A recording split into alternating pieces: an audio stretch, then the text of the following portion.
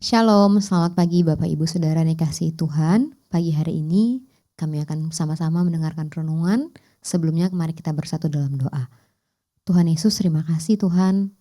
Tuhan boleh bangunkan kami dengan keadaan yang luar biasa daripada Tuhan. Kami bisa bernafas dengan baik. Kami bisa melangkah Tuhan, menjalani aktivitas kami dengan baik semua karena penyertaan daripada Tuhan. Sebentar Tuhan, kami akan Tuhan memulai hari ini untuk mendengarkan renungan dari firman-Mu Tuhan. Biarlah ya Bapa menjadi kekuatan bagi hidup kami Tuhan. Terima kasih Yesus, kami serang ke dalam tangan-Mu. Haleluya, amin. Pagi ini saya akan menyampaikan renungan dengan judul Keterbatasan yang Disempurnakan. Sebelumnya mari kita baca dalam firman Tuhan Ibrani 11 ayat yang pertama. Iman adalah dasar dari segala sesuatu yang kita harapkan dan bukti dari segala sesuatu yang tidak kita lihat. Sebelumnya Bapak Gembala sudah menyampaikan mengenai ini. Terkadang Tuhan itu mengizinkan kita untuk mengalami keterbatasan supaya kita bisa melihat kuasanya Tuhan. Kuasa Tuhan, kita bisa melihat kuasanya Tuhan yang tidak terbatas. Di dalam keterbatasan kita, apakah kita sungguh-sungguh memiliki iman dan pengharapan hanya kepada Tuhan? Jawabannya itu ada di diri saya dan diri kita masing-masing ya. Atau kadang kita merasa hebat. Hebatnya tuh karena kayak kita punya jabatan tinggi di kantor, kita punya talenta banyak, bisa segala macam dikerjakan. Atau kita merasa punya uang banyak, ada tabungan segala deposito apapun aset itu pun kita punya gitu kan.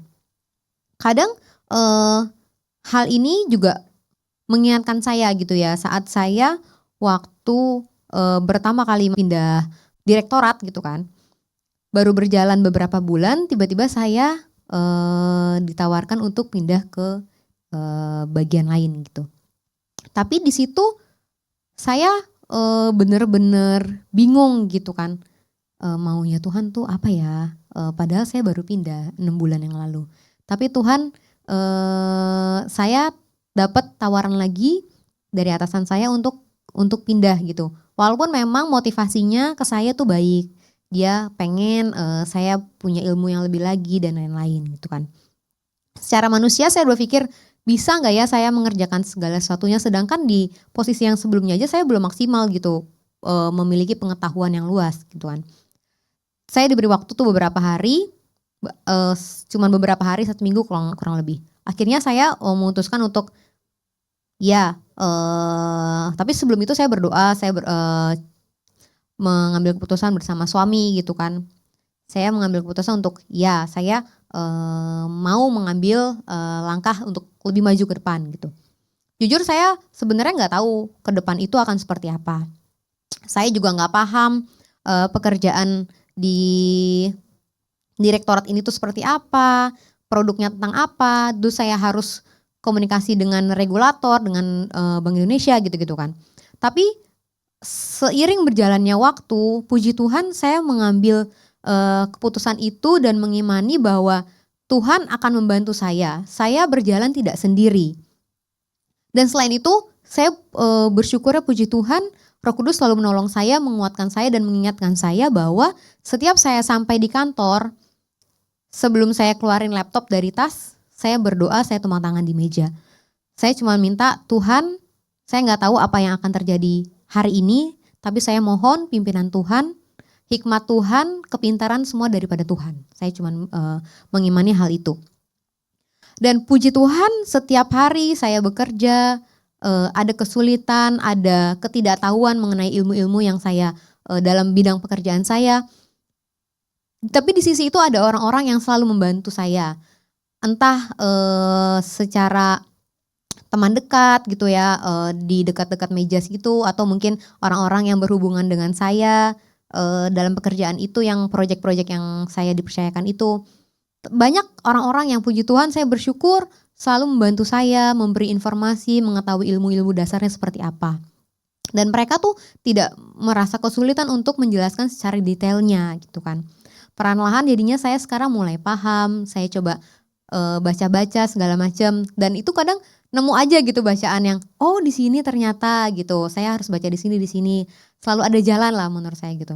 Maka dari situ saya mengucap syukur sama Tuhan, Roh Kudus lah yang menjadi penolong saya, Roh Kudus juga yang menjadi penguat saya dan menjadi penghibur saya di saat saya bingung, di saat saya kayak linglung gitu ya, saya harus nanya ke siapa ya, tapi ternyata saya tidak sendirian. Dengan saya mengimani apa yang saya ambil, keputusan saya melangkah maju ke depan, saya mau melangkah bersama Tuhan Yesus, supaya saya tahu di saat saya melangkah bersama Tuhan Yesus, saya tidak akan kecewa dan saya juga tidak akan ditinggalkan sama Tuhan Yesus. Mari saudara-saudaraku semua, kita mau sama-sama belajar untuk benar-benar mengandalkan caranya Tuhan, bukan cara kita pribadi. Maka keterbatasan kita akan ditutupi oleh kesempurnaan Tuhan.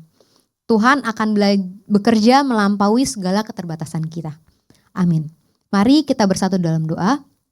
Tuhan Yesus, terima kasih Tuhan. Kami mengucap syukur pagi hari ini, Tuhan boleh selalu pimpin kami, menolong kami, Roh Kudus-Mu yang membantu kami Tuhan, menjadi penolong, penghibur dalam kehidupan kami. Biarlah Tuhan Yesus, kami percaya, kami mau melangkah, maju ke depan Tuhan bersama dengan Engkau, dan Tuhan selalu ada dalam kehidupan kami. Sehingga Tuhan, kami mau selalu mengandalkan Tuhan dengan caranya Tuhan, bukan dengan cara kami. Sehingga kami boleh taat, dengar-dengaran, dan boleh menjadi pelaku Tuhan. Bersama dengan Tuhan Yesus, kami percaya kami bisa menang. Kami mengucap syukur Tuhan, hanya di dalam nama Tuhan Yesus kami sudah berdoa dan mengucap syukur. Haleluya. Amin.